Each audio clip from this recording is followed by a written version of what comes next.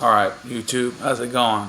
Cody the Barber here, the successful barber, and I have a quick video for you: how to become a $100,000 barber.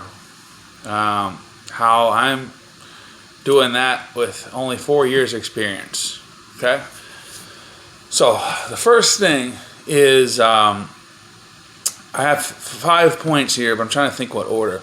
The first thing you need to be doing every day is what I call self-care. All right, so you got to be on your A game every single day, meaning you get enough sleep, you're not hungover, you're not high, you don't smell like cigarettes.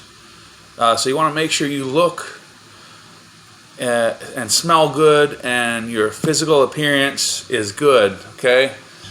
And that kind of leads into your quality, because you're going to be more friendly and professional with your clients if you're dedicated.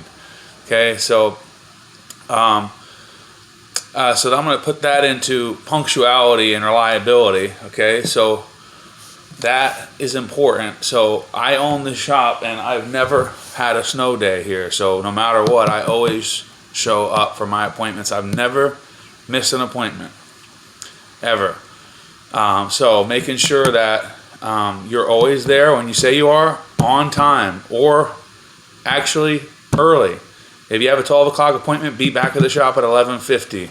So you can encourage your clients to be on time, because they know when they show up, you're going to have an open chair waiting for them.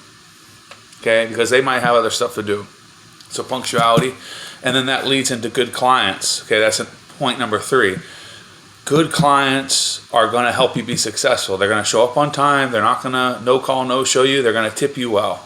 Okay, so you want to eliminate bad clients and you want to have good clients. And you'd be surprised. Some of the Instagram barbers and stuff that you see that do these great fades, those kind of customers, they're the most annoying.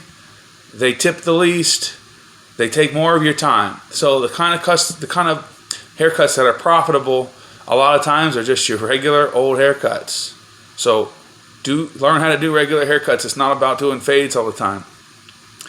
Okay. Now that's going to lead into another one. Point number 4 is your prices. Okay. So we just went up again. So this is the 3rd time I've increased my prices in 2 years, and I'm up to $30 for normal haircuts now. So my average transaction is between $30 and $40. So 40 times 10, which I'm doing 10 haircuts a day on average. That's $400 a day times 5, right? It's $100,000 in a 50 weeks a year. So I'm not maybe exactly hitting that, but it's pretty damn close. Now the last thing I want to say is my point number 5 is you need to eliminate overhead. So as the shop owner, you need to get someone in there that covers the lion's share of your rent. So the first year or 2, you're gonna invest everything. You're gonna pay for the chairs. You're gonna pay everything. You're gonna be working 12, 13 hours a day. But build up that business and eliminate your overhead. So things that cost a lot of money, you want to get rid of, and you want to have very low overhead. So everything you make when you're in the shop is profit.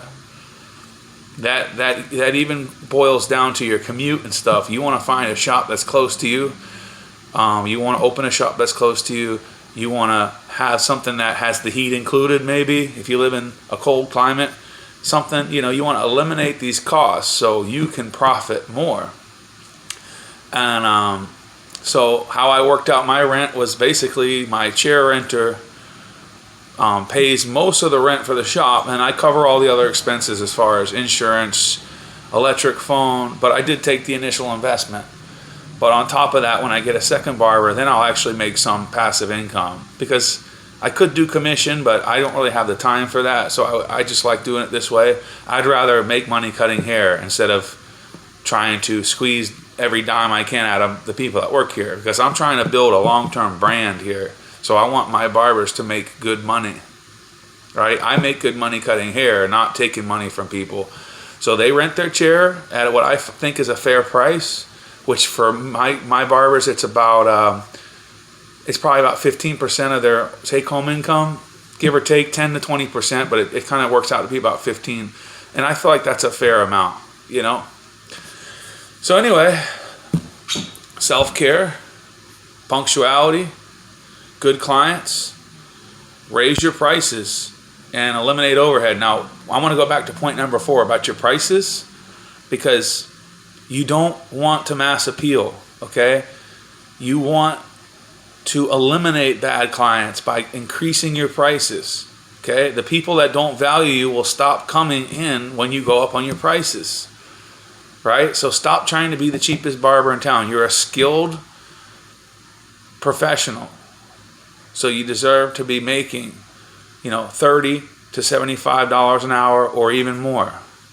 You don't need to be making $15 an hour, okay? That's what you can make working at McDonald's. So remember that. You went to school for this. You have a license through the state. You're inspected. You have to buy supplies. You have to be clean. There's a lot of work besides cutting hair. So remember that you're worth what you want to make, and charge it. And don't be afraid. Look them right in the eye and say, $35, $45. And don't be afraid to charge what you're worth. That's the number one part of this business, is don't be afraid to increase your prices. As my friend and my coach, Ivan Zoot, says, if you are fully booked for more than 6 weeks straight, increase your prices. All right. I look forward to seeing some comments, and I hope you can make $100,000 next year. Thanks.